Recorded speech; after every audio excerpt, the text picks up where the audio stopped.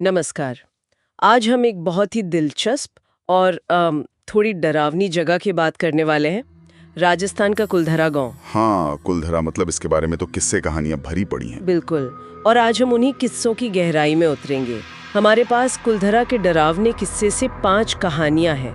समझने की कोशिश करेंगे कि भाई माजरा क्या है, ये गांव खाली क्यों हुआ, वो श्राप क्या था। और ये जो बार बार अलौकिक घटनाओं की बातें आती हैं, उनमें क्या पैटर्न है ना? हाँ, तो चलिए शुरू करते हैं उस पहली घटना से जिसने सब कुछ बदल दिया।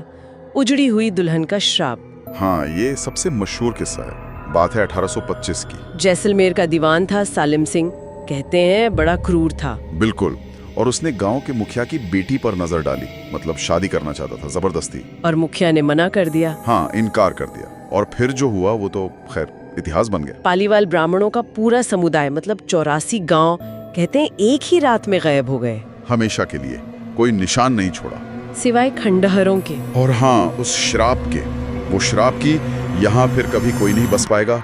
जो कोशिश करेगा उसे हमारे मौन का प्रकोप झेलना पड़ेगा। और कहते हैं आज तक ये सच साबित हुआ है, कोई बस नहीं पाया वहाँ। और देखिए, यही श्राप और वो रातों रात का पलायन, यही तो नींव है आगे की सारी कहानियों की। सही कहा। मतलब सोचने वाली बात है, क्या ये सिर्फ श्राप का डर है जो लोगों को रोकता है, या वो डर ही इन अनुभवों को हवा देता है? बिल्कुल। और ये सवाल और भी पेचीदा हो जाता है जब हम आज के किस्सों को देखते हैं।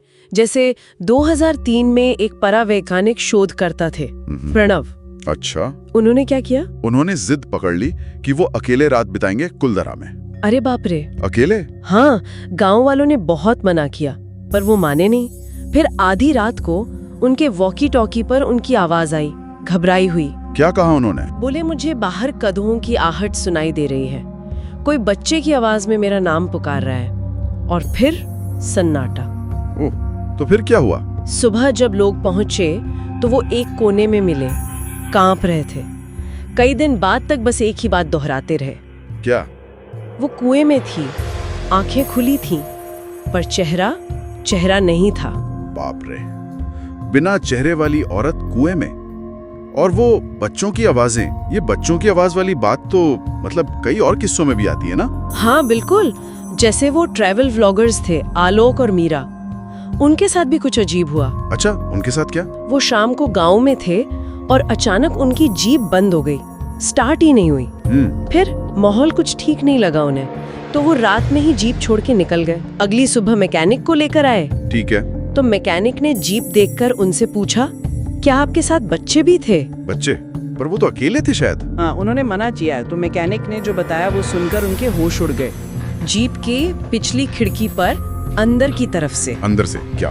दर्जनों छोटे छोटे बच्चों के हाथों के निशान। अंदर से? अरे ये तो बहुत अजीब है। अंदर से निशान कैसे आ सकते हैं? वही तो, मतलब कोई तार्किक जवाब नहीं है इसका। हाँ, और अगर हम इन किस्सों को देखें, प्रणव का अनुभव, ये व्लॉगर्स वाली जीप, तो कुछ चीजें बार बार सामने आ रही हैं। जैसे ये अचानक मशीनों का खराब होना, जीप, कार, वॉकी टॉकी, फिर वो अजीब सी चीजें दिखना, बिना चेहरे वाली औरत या वो सफेद कपड़ों वाली लड़की जिसकी बात आगे आएगी। हाँ। और रहस्यमयी आवाजें, खासकर बच्चों की पुकारें। हाँ। या जैसे कोई मंत्र पढ़ रहा हो। हाँ। और ये हाथों के निशान, जैसे फिजिकल सबूत जिनका कोई मतलब नहीं बनता। सही। और ये सब कहीं ना कहीं उस श्राप से जुड़ता लगता है, वो मौन का प्रकोप वाली बात। बिल्कुल। जैसे वो सन्नाटा ही अब बोल रहा हो इन तरीकों से।